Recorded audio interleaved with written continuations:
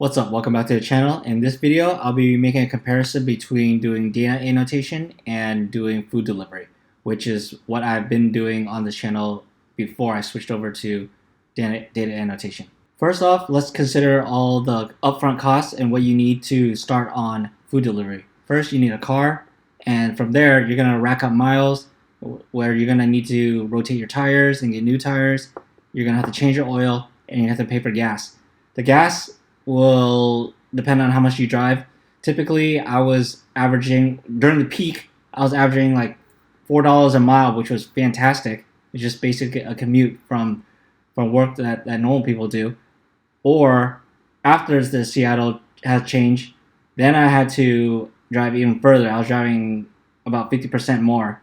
And so the gas was about a full tank, almost a full tank each time, which was rough. That's about $40 to $50, and so that cost was really eating into my profits. Then on the data annotation side, all you need is a laptop. You can go to the library, but you're gonna need a couple tools to download eventually if you try to do the higher paying jobs.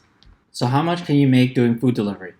During a peak when Seattle was just doing just fine and they had an extra, even when they didn't have the extra $5 hazard pay, I was making anywhere from between $37 to $42 an hour, which was phenomenal, and I really enjoyed it. It was hard work, but I was doing great, just managing everything, and it wasn't too overstimulating.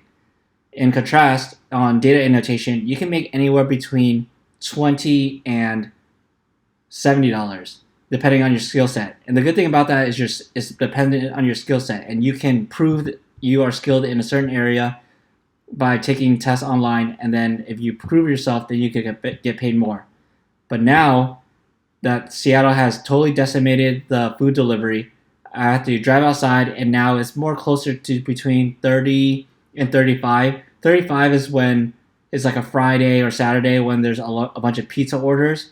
That's the only reason I'm making around that amount of money. Other than that, it's a little bit around $30, and some days it can drop below 30, which is not good.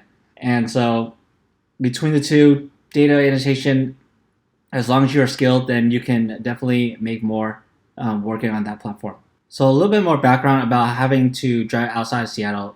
So remember, Seattle was a really great place to deliver food. The orders just kept coming in. No matter how many rejected, more and more just came in. And that was a great pace. As long as you, on top of that, by multi-apping, you can make pretty good money. But then Seattle Council changed the rules of how the pay works. And so now is paid by time. And so because of that, it completely decimated the whole environment. And you'd be lucky to get one order per hour on all the apps combined. And so to get a better pace, you'd have to drive about 30 minutes outside of Seattle, either north or south, but it's all the same. And the pay is just it's decent, but it's not what it was before. And I was doing pretty well before, and I think that, and before dropping from maybe doing 3 or 4 orders per hour to doing maybe like 2 per hour or maybe 3 sometimes, and making just about 25% less, it just really sucks. And so I felt like that was being very unproductive. Now for data annotation, there is dead time between projects. So what would happen is that projects will go through a couple of iterations so that it can smooth out the requirements, and then you would work on the project, and then it would wind down, and then people would just do reviews towards the end, and then there would be a time gap between projects. And even though sometimes that may be a bad thing, there is a way around it, which is you can try to go on 2 platforms, and in between projects you can just jump over to the other platform, and that will save you between gaps in between. So that solves that problem. And so I just like being productive. I think that working the entire time is the most productive way that I feel. Something that's changing in the data annotation space is that they're limiting how many tasks you can do before they allow you to do an unlimited or a higher limit per day. So that's gonna be kind of tricky to navigate, but we'll see how that goes. I'll talk more about that later. Something else to note about food delivery and data annotation is the hours that you can work. So in data annotation, you can work any hour basically, and sometimes they'll have war rooms or office hours.